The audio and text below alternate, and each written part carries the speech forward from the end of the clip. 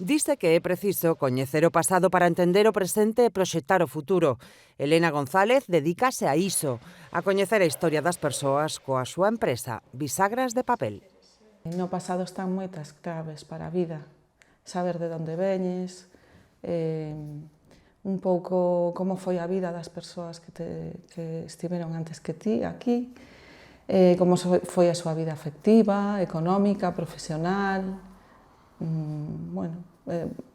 É unha fonte de información moi valiosa.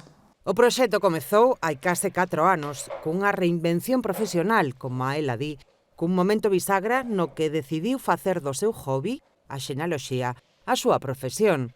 O seu proxecto acadou o primeiro posto na segunda edición dos premios Son Muller.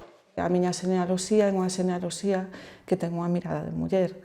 Entón, pois sí que é certo que para min é moi importante pois cambiar un pouco a mirada clásica da xenealoxía, que estaba moi enfocada pois no mundo dos escudos, no mundo das linaxes, na que as mulleres eran máis ou menos invisibles. Unha mirada interrumpida polos prazos, os formularios e moitas veces por misterios familiares difíciles de descifrar e que impiden retroceder máis aló de 200 ou 300 anos na meirande parte dos casos. Tens que esperar o mellor por respostas da administración, dos registros civís, de outros arquivos, e entón o tempo de espera pois, a veces é moito.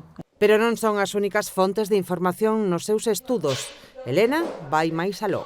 Etnografía, historia, películas, poesía. O sea, normalmente o que busco é que a xente pois que se inspire un pouco e que vexa a xenealoxía non como algo aburrido, pesado, non como unha colección de nomes, de datas que non dicen nada. En Bisagras de Papel tamén ofrecen asesoramento ou obradoiros grupais para traballar a historia familiar de todo aquel que sexa curioso.